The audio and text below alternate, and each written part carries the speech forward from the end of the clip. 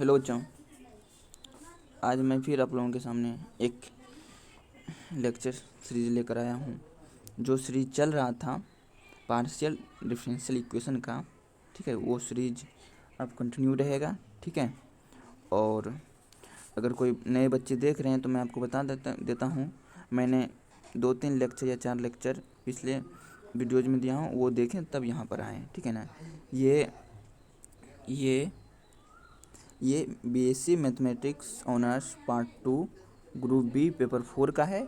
और ये टीएमबीयू और कोई अदर यूनिवर्सिटी में जो जिस ग्रुप में है, जिस पेपर में, वो वहाँ देख सकते हैं, ठीक है।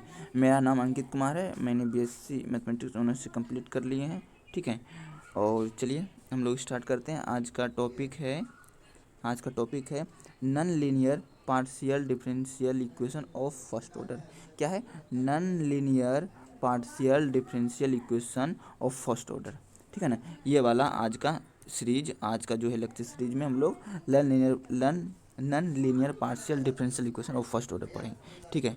मैंने पिछले कुछ वीडियोज में प्रीवियस लेक्चर में मैंने partial differential equation of first order, ठीक है ना, partial differential equation of first order, इसको अगर linear partial differential equation of first order भी कर सकते हैं, ठीक है। तो इस partial differential equation of first order को सॉल्व करने के लिए मैंने एक मेथड बताया था कि वो लाग्रांजेज इक्वेशन, लाग्रांजेज मेथड, ठीक है ना, जिसका फॉर्म किस टाइप का होगा, P P plus Q Q बराबर आर फॉर्म का होता है। और जिसमें जो है पी क्यू आर जो है वो क्या होता है, एक्स वाई जेड का फंक्शन होता है। और यहाँ पर ये पी जो होगा वो डेल जेड बटे डेल एक्स होता है, और क्यू होता है डेल जेड बटे डेल वाई होता है, ठीक है ना। और यहाँ पर एक्स वाई क्या होता है, इंडिपेंडेंट वेरिएबल होता है, और जेड क्या होता है, डिपेंडेंट वेरिएबल होता है। आप लोग अपने नोटबुक लेकर बैठें और वीडियो को पॉज करके सब लिखते ही जाएं, ठीक है ना, तो इससे आपको ज़्यादा समझ में आएगी, ठीक है। चलिए हम लोग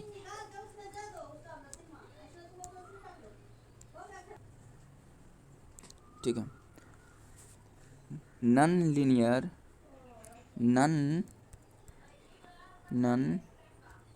लीनियर शुरू करने से पहले हम लोग कुछ डिफिनेशन देख लेते हैं, ठीक है। तो कुछ वर्ड है जो हम लोगों को आगे ज़रूरत पड़ेगा, उसको हम लोग देख लेते हैं। पहला क्या, कंप्लीट इंटीग्रल। देखिए मेनली होता क्या है, हम लोग करते क्या है कि कोई भी पार्शियल डिफरेंशियल इक्वेशन देगा, उसका आप सॉल्यूशन निकालते हैं। कोई भी पीडीई फॉर्म में दे देगा, ठीक है, उसका आप सॉल्यूशन निकालते हैं, ठीक है ना, सॉल्यूशन निकालते हैं। वही सॉल्यूशन जो है ना बहुत फॉर्म में आता है, उसका बहुत फॉर्म है। एक होता है कंप्लीट इंटीग्रल, एक चीज़ याद रखना है आपको, इंटीग्रल को हम लोग सॉल्यूशन भी बोलेंगे, सॉल्यूशन भी बोल सकते हैं, इंटीग्रल को आप सॉल्यूशन भी बोल सकते हैं। यहाँ पर कंप्लीट इंटीग्रल पढ़ने के बजाय हम लोग कंप्लीट सॉल्यूशन भी पढ़ सकते हैं, ठीक है ना।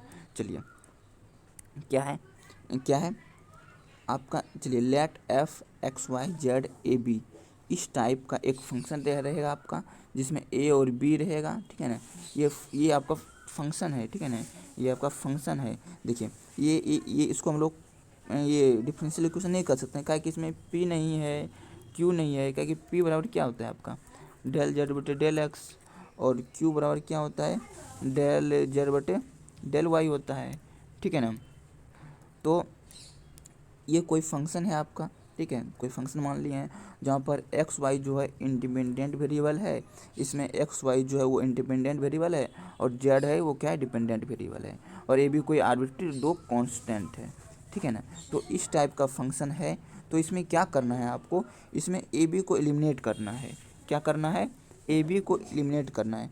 जब आप ए बी को eliminating A and B from one, we will get partial differential equation of the form.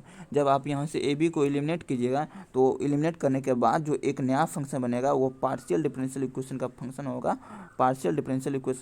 होगा, ठीक है ना, जिसमें जो है एक्स वाई जेड रहेगा, और ए बी एलिमिनेट हो जाएगा। एलिमिनेट करने के बाद आपको पी क्यू क्या कहते हैं, पी क्यू आ जाएगा, ठीक है ना, एलिमिनेट करने के बाद पी क्यू आ जाएगा।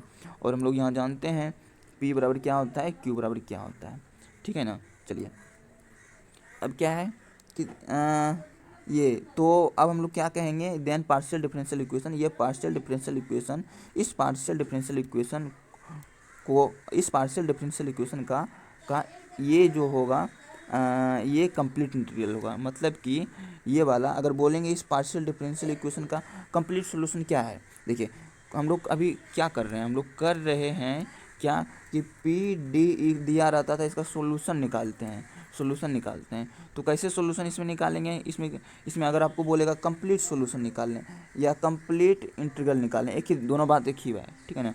तो आपको इसमें क्या है, उसके लिए आपको क्या करना पड़ेगा, यहाँ से ए बी को एलिमिनेट करना पड़ेगा। यहाँ जो आपका ये जो आपका है ये वाला जो है, यहाँ से आपको ए बी को एलिमिनेट करके डिफरेंशियल इक्वेशन लाना पड़ेगा। अगर ये तब हम लोग कहेंगे इस डिफरेंशियल इक्वेशन का जो है यस यानी कंप्लीट सॉल्यूशन जो है ये वाला है, ये वाला है। तो वही यहाँ लिखा हुआ है F X Y Z P Q बराबर 0 F X Y A B is called complete integral, complete integral. और एक चीज़ याद आपको नोट में रखना है, नोट में रखना है याद आपको कि the number of arbitrary constant is as much as the number of independent variable. मतलब कि जितने आपको कोई जैसे देखिए यहाँ पर इस फंक्शन में आपको क्या दिख रहा है कि ए बी दो गो आर्बिट्री कांस्टेंट है और एक्स वाई दो क्या है इंडिपेंडेंट वेरिएबल है। इसका मतलब कहने का मतलब ये हुआ कि जितना आर्बिट्री कांस्टेंट रहेगा उतने इंडिपेंडेंट वेरिएबल रहेगा, जितना आर्बिट्री कांस्टेंट रहेगा उतने इंडिपेंडेंट वेरिएबल रहेगा, ठीक है। तो अब आपको कंप्लीट सॉल्यूशन के बारे में बातें समझ में आ गई होगी, एक बार रिकैप कर देते हैं।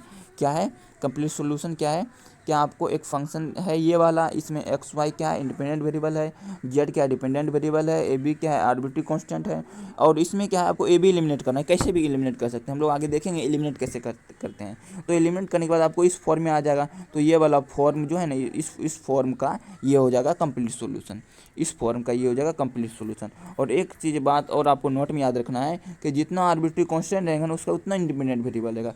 जिस इक्वेशन में जितना आर्बिट्री कांस्टेंट रहेगा उसका उतना इंडिपेंडेंट वेरिएबल रहेगा, ठीक है। चलिए अब बात आती है पार्टिकुलर इंटीग्रल क्या है, पार्टिकुलर इंटीग्रल क्या है। तो ये फंक्शन आपका ये है पीडी का पार्शियल डिफरेंशियल इक्वेशन फॉर्म में है, और ये क्या है कंप्लीट इंटीग्रल है। आप देखिएगा ध्यान दीजिएगा, ठीक है ना, बातें आप ध्यान दीजिएगा अच्छे से। ये क्या है जिसमें पी क्यू रे समझ जाइए वो पार्शियली डिफरेंशियल इक्वेशन में है, और जिसमें ए बी दो आर्बिट्री कांस्टेंट है और दो इंडिपेंडेंट वेरिएबल है वो कंप्लीट इंटीग्रल होता है, कंप्लीट इंटीग्रल होता है, ठीक है ना। तो पार्टिकुलर इंटीग्रल क्या है, पार्टिकुलर इंटीग्रल करने का मतलब क्या है, पार्टिकुलर सॉल्यूशन क्या है। तो if we put some particular value of A B then it is called particular integral. आप कंप्लीट इंटीग्रल में ए बी का कोई पार्टिकुलर मान रख दीजिए तो वही आपका कहलाएगा पार्टिकुलर सॉल्यूशन, ठीक है ना। पार्टिकुलर सॉल्यूशन इस पीडी का पार्टिकुलर सॉल्यूशन कहलाएगा, ठीक है, ठीक है। अब हम क्या करते हैं, अब है क्या जनरल सॉल्यूशन, क्या है जनरल सॉल्यूशन कैसे निकालेंगे, देखिए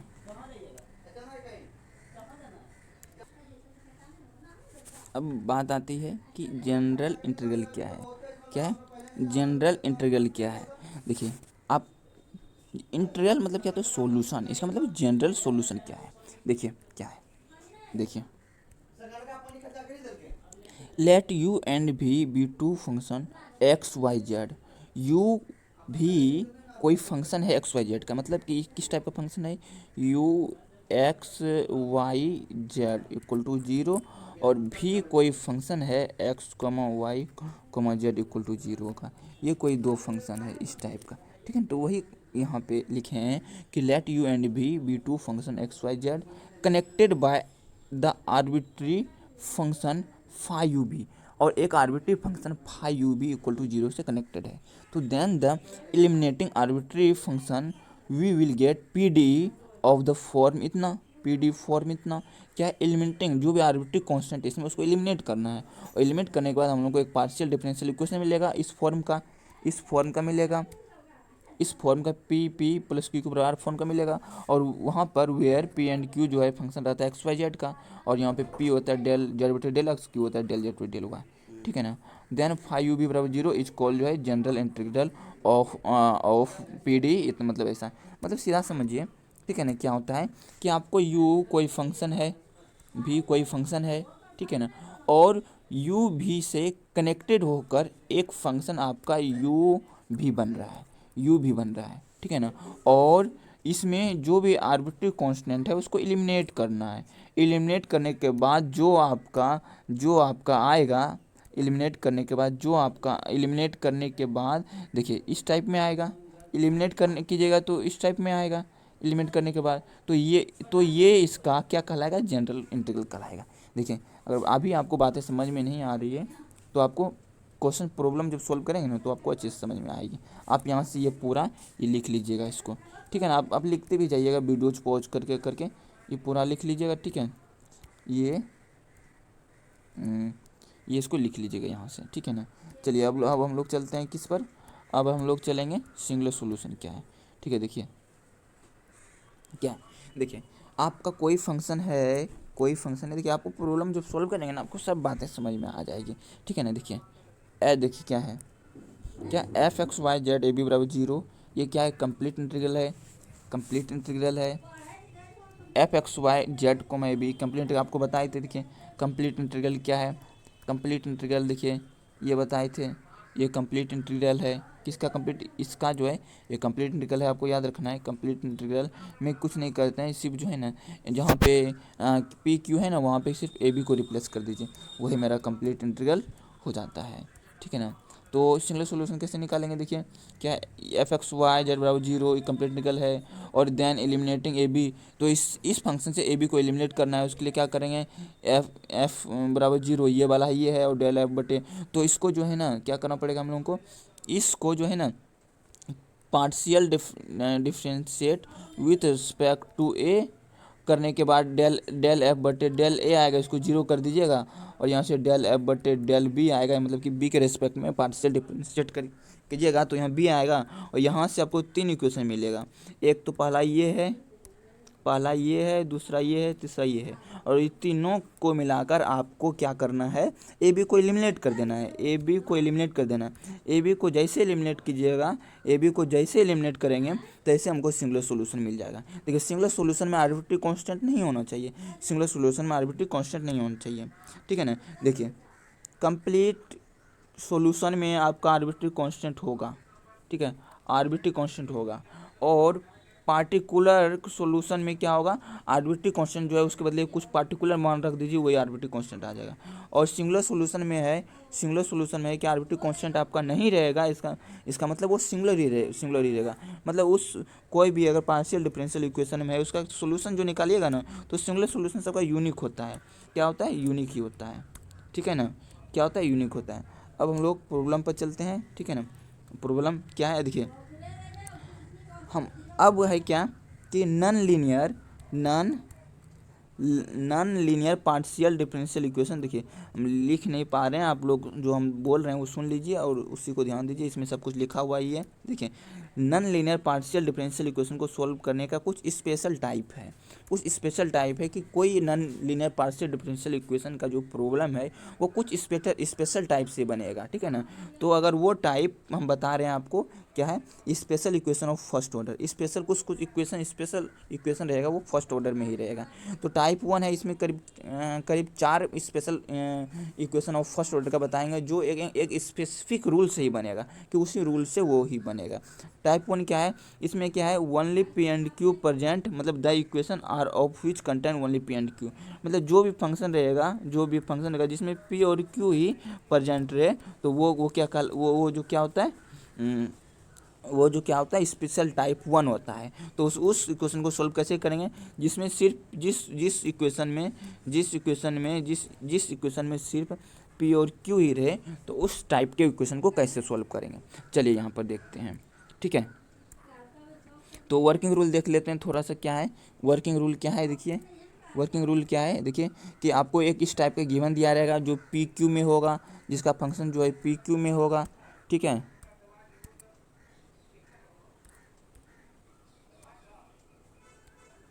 पी क्यू में होगा, उसको इक्वेशन 1 मान लीजिएगा। उसके बाद प्रॉब्लम कर रहा है, ठीक है, उसको इक्वेशन 1 मान लीजिएगा। और उसके बाद क्या कीजिएगा, कंप्लीट इंटीग्रल निकालना है आपको। कंप्लीट इंटीग्रल में क्या निकालना है, कंप्लीट इंटीग्रल होता है z बराबर ax plus B Y plus C. ये याद रख लीजिए आप, एकदम रिमेंबर कर लीजिए, रिमेंबर इसको रिमेंबर कर लीजिए कि अगर कोई फंक्शन या कोई फंक्शन अगर पी क्यू में दिया रहे, P Q F P coma Q में दिया रहे, तो उसका जो सी एस होता है, सी एस मतलब क्या हो गया, कंप्लीट सॉल्यूशन होता है, यानी कंप्लीट इंटीग्रल होता है, वो होता है जेड बराबर A X plus B Y plus C, Z बराबर A X plus B Y plus C, ये याद रखिएगा एकदम, ठीक है ना। तो उसके बाद क्या है, कनेक्टेड ए बी से कनेक्टेड है, एफ ए बी से कनेक्टेड है, उसके बाद क्या करना है, एफ ए बी को जीरो करना है। अभी हम लोग प्रॉब्लम सॉल्व करेंगे ना, तो उसमें आपको सब क्लियर हो जाएगा, अभी आप समझते जाइए, ठीक है ना।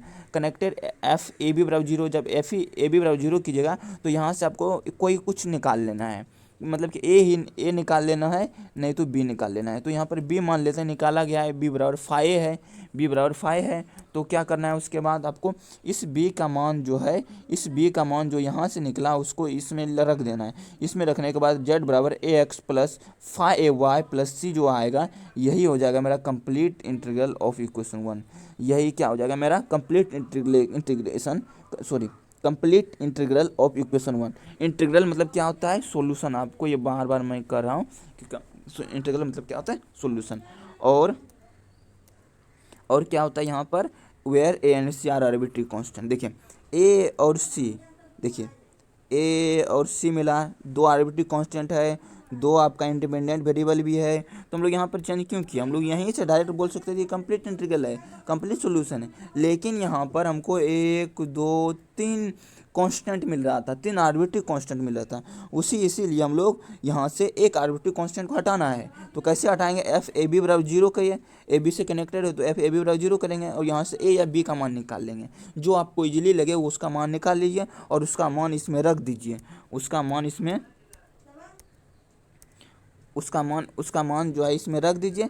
इसमें रखने के बाद जो है आपका दो आर्बिट्री कांस्टेंट और क्या कहते हैं, दो इंडिपेंडेंट वेरिएबल रहेगा। आप पढ़े थे नोट में, हम आपको बताए थे कि जितना आर्बिट्री कांस्टेंट रहेगा उतना ही उसका इंडिपेंडेंट वेरिएबल रहेगा। देखिए आ गया ना, तो यहाँ से यही क्या हो गया, इसका कंप्लीट इंटीग्रल। अब देखिए, अगर इस टाइप के क्वेश्चन का सिंगुलर इंटीग्रल निकालने का कोशिश करते हैं, चलिए देखिए सिंगुलर इंटीग्रल देखिए कैसे निकालते हैं। ये क्या है, कंप्लीट इंटीग्रल है, सिंगुलर इंटीग्रल निकालते हैं, यानी सिंगुलर सॉल्यूशन निकालते हैं। उसके लिए क्या करना पड़ेगा, पहले आप इसको जो है ना एक रेस्पेक्ट में डिफ्रेंशिएट कर दीजिए, इसको एक रेस्पेक्ट में डिफ्रेंशिएट कीजिए तो क्या आएगा, जेड का जीरो आ गया। अब देखिए पार्शली डिफ्रेंशिएशन जब करेंगे तो उसमें है क्या कि अगर ए के रिस्पेक्ट में कर रहे हैं तो ए के अलावा जितना भी रहेगा ना, जितना भी वेरिएबल रहेगा ना, सबको एज ए कांस्टेंट ट्रीट करेंगे उसके साथ, ठीक है ना। तो जेड में देखिए एक के रिस्पेक्ट में कर रहे हैं, तो जेड का तो क्या हो जाएगा, जीरो हो जाएगा। अब देखिए यहाँ पर ए के रिस्पेक्ट में कर रहे हैं तो क्या हो जाएगा, एक्स हो जाएगा। अब देखिए फाइव के रेस्पेक्ट में करें क्या होगा, 5 ए हो जाएगा, वाई हो जाएगा, ठीक है। इसको ए के रेस्पेक्ट में कर दिए, अब इसको सी के रेस्पेक्ट में करते हैं। देखिए सी के रिस्पेक्ट में करते हैं, इसको क्या है, सी के रिस्पेक्ट में इसको डिफरेंशिएट करते हैं। इसका जीरो हो गया इक्वल टू, इसका क्या हो जाएगा, जीरो हो जाएगा, जीरो फिर प्लस ई भी जीरो हो जाएगा। देखिए जीरो प्लस सी का क्या होगा, सी के रिस्पेक्ट में कर रहे हैं तो 1 हो जाएगा।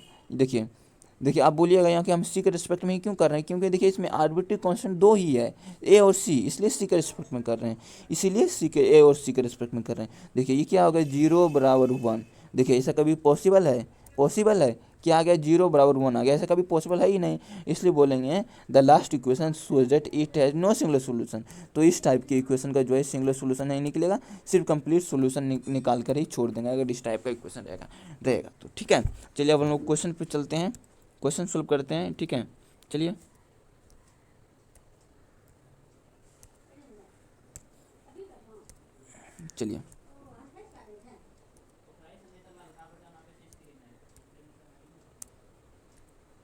देखिए क्या है, find the complete integral of the equation. इस इक्वेशन का कंप्लीट इंटीग्रल निकालना है, मतलब कि क्या निकालना है, कंप्लीट सॉल्यूशन निकालना है। कंप्लीट इंटीग्रल का मतलब क्या निकालना है, कंप्लीट सॉल्यूशन निकालना है। तो कैसे निकालेंगे, देखिए गिवन इक्वेशन इज क्या लिखेंगे, P Q equal to P plus Q, इसको इक्वेशन 1 मान लीजिए। फिर क्या करना है, देखिए ये क्या है, किस फॉर्म का है, F P comma Q form का, यानी टाइप 1 का है। ये टाइप 1 का क्वेश्चन है, टाइप 1 का क्वेश्चन है ये, किसका है, टाइप 1 टाइप फर्स्ट का क्वेश्चन है। तो आपको टाइप फर्स्ट में क्या बताए थे कि ये एफ पी क्यू बराबर जीरो, यानी वेयर एफ पी क्यू बराबर equal to P Q minus P plus Q, इस फॉर्म में है। तो ऐसा लिख सकते हैं एफ पी क्यू बदले ये होगा। अब देखिए कंप्लीट इंटीग्रल निकालने के लिए आपको बताए थे, ये चीज़ तो रिमेंबर ही कर लीजिए। काहे कि अगर एफ पी क्यू फॉर्म में अगर कोई पार्शियल डिफरेंशियल इक्वेशन है तो उसका कंप्लीट इंटीग्रल यानी कंप्लीट सॉल्यूशन जो होगा Z equal to A X plus B Y plus C के फॉर्म का होगा, ठीक है ना। और वेयर क्या लिखेंगे, where A and B are connected by the relation F A B zero, F A B बराबर जीरो कनेक्टेड है। तो एफ ए बी को जीरो करेंगे, यहाँ से ए या बी निकाल लेंगे। देखिए एफ ए बी को जीरो किए। अब देखिए एफ पी क्यू बराबर आप क्या लिख पा रहे हैं, एफ पी क्यू बराबर आप लिख पा रहे हैं इसको लिख रहे हैं P Q minus P plus Q. उसी प्रकार आप एफ ए कॉमा बी को क्या लिख पाइएगा, A B minus A plus B, A B minus A plus B. यही हम देखिए यहाँ क्या क्या किए हैं, A B equal to A plus B. देखिए हम लोग ये वाला यूज कर लिए हैं, ये वाला ये यूज कर लिए हैं, देखिए ये यूज कर लिए हैं, ठीक है। एक के बदले मतलब सीधा समझिए कि आपको ए बी निकालने के लिए आपको पी को ए से रिप्लेस करना है, क्यू को ए से रिप्लेस करना है, ठीक है। ठीक है, देखिए यहाँ से रिप्लेस किए हैं A B minus A plus B. यहाँ से क्या होगा, ए बी बी को इधर लाएंगे तो A B minus B equal to A होगा। यहाँ से क्या करेंगे, यहाँ से आप बी को कॉमन ले लीजिए, बी कॉमन लीजिएगा तो क्या होगा, ए माइनस वन इक्वल टू ए हो जाएगा। और बी क्या हो जाएगा मेरा, ए अपॉन ए माइनस वन हो जाएगा, ए माइनस वन हो जाएगा, ठीक है। अब इस बी का मान जो है आप क्या लिखिए, इक्वेशन 2 में रख दीजिए, इसमें रख दीजिए ई बी का मान, ठीक है ना। इसमें रखिएगा तो क्या होगा, ठीक है, इसमें रखिएगा तो क्या होगा, देखिए Z equal to A X plus B Y, B के बदले ए बटे minus one Y plus C. यही वाला मेरा क्या हो गया, इसका कंप्लीट सॉल्यूशन हो गया। बस यही निकालना था। इस पार्शियल डिफरेंशियल इक्वेशन का आपको क्या हो गया, ये कंप्लीट सॉल्यूशन हो गया, ये कंप्लीट सॉल्यूशन हो गया। देखिए इसका हम लोग सिंगुलर सॉल्यूशन नहीं निकालेंगे, काहे कि इसका सिंगुलर सॉल्यूशन पॉसिबल भी नहीं है। देखिए जीरो बराबर वन आ रहा था, जीरो बराबर वन आ रहा था, इसका मतलब इसका सिंगुलर सॉल्यूशन पॉसिबल नहीं है। यहीं तक इसका आंसर हो गया, ठीक है। ठीक है, आज का लेक्चर हम यहीं समाप्त करते हैं, ठीक है। और नेक्स्ट लेक्चर में देखेंगे, उसका प्रॉब्लम सॉल्व करेंगे, ठीक है। ये सब प्रॉब्लम सॉल्व करेंगे। चलिए रहने दीजिए। अगर आपको मेरा वीडियो अच्छा लग रहा हो तो जो भी आपके कनेक्ट में आपके दोस्त हैं उसको बोलिए, ठीक है। और व्हाट्सएप ग्रुप में उसको ऐड कीजिए, ठीक है, जिससे कि उसको फ़ायदा हो सके, ठीक है ना, ठीक है ना। अगर आपको सही में फ़ायदा हो रहा है तो आप लोग कमेंट करके बताइए कि आपको सही में फ़ायदा हो रहा है, जिससे हमको मोटिवेट मिलेगा। और मैं आपके लिए कंप्लीट सीरीज़ लाऊंगा, एकदम पूरा वीडियो लाऊंगा पार्ट 2 का। आपको कहीं कोई दिक्कत नहीं होगा, ठीक है। लेकिन आप लोगों को भी सपोर्ट करना होगा, ठीक है। Thank you for watching this video.